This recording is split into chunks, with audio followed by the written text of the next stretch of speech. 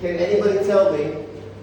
Now, humanity likes sex. If nobody likes sex, we would not be here. Mommy and Daddy had sex and they made a baby and we're here. So nothing wrong with that. My mom and dad made a baby and I was at the wedding because my mom got pregnant before my mom and dad were married. Now, some people told my mom to have an abortion. Thankfully, she did not, and I'm here today teaching health in China.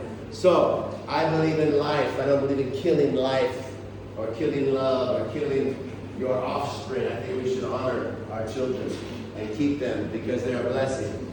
So, sexually transmitted infections, however, is the two-sided coin of having sex, because sometimes having sex with multiple sex partners can be like playing Russian roulette or endangering yourself. So therefore, I could tell you the ways to not get STIs or STDs.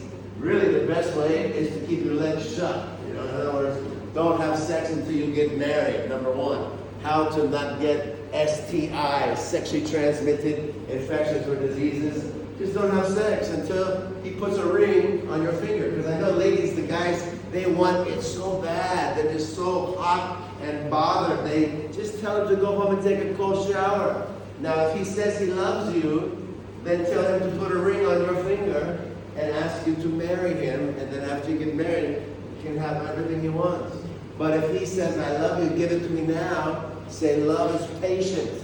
I've read a lot of spiritual books in my life, and I learned a truth, one adjective. If you remember anything about English, we have nouns and verbs and adjectives. The first word that's used to describe love oftentimes could be said patience.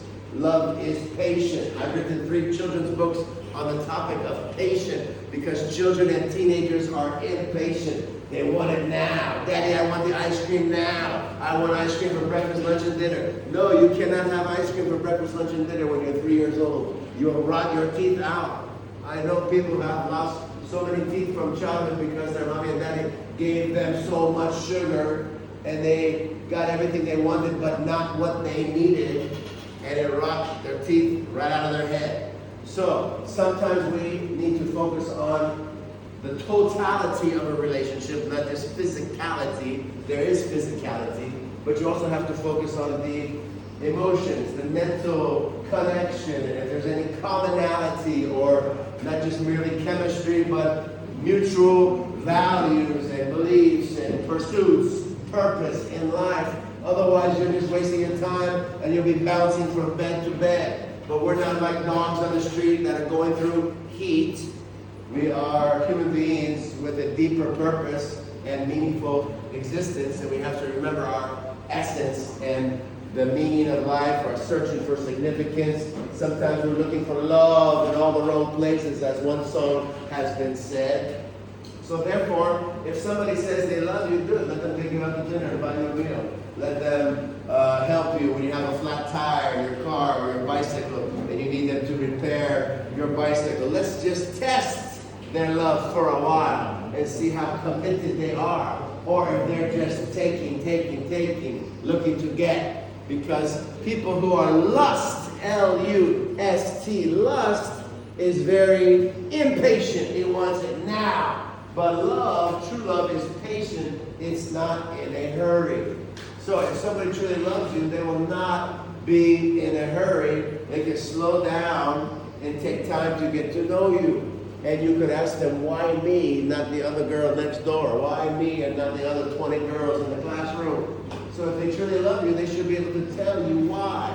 Take some time, ask some questions, do some research, do a little investigation, dig a little deeper. Why does he love you? Can he talk in your presence, or does he trip over his tongue and his words because he's only focused on the way you look, not who you are? Some guys, they look at the frame, they don't evaluate the picture on the inside. And that's also good words of wisdom for the guys, because you may see someone who looks really good on the outside, but they got nothing good on the inside. There's a lot of girls that are good at taking selfies and putting on makeup and wearing nice clothes and perfume, but when they open their mouth, they're angry and frustrated and mean and impatient. They can't cook. They got nothing to offer you. They have no education, no job. They don't want to work. They just want to lay on the couch and eat cookies and cakes and have you take care of them. And they're not going to be there for you when you need a home-cooked meal at the end of your workday.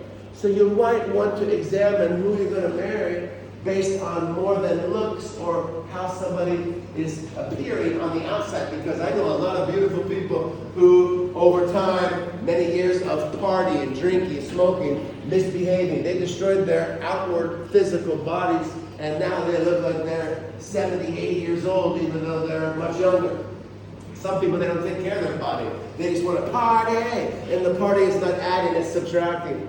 So it's important to think clearly and not just use your hormones to do so, but examine the totality of a person before you decide to give them your body for sexual pleasure, because pleasure doesn't last very long, and orgasm doesn't last a long time, but marriage is a very long time. So if you need to go home and tell your mom what you learned today, you say, I learned about sex. And she says, what did you learn? So I learned that love is more than sex. Love is not defined S-E-X. Love is defined commitment, C-O-M-M-I-T-M-E-N-T. And sex is just one of the different blessings in the package, right? So, commitment. Sometimes you don't feel like helping your loved one, but if you're committed to them, you'll do it.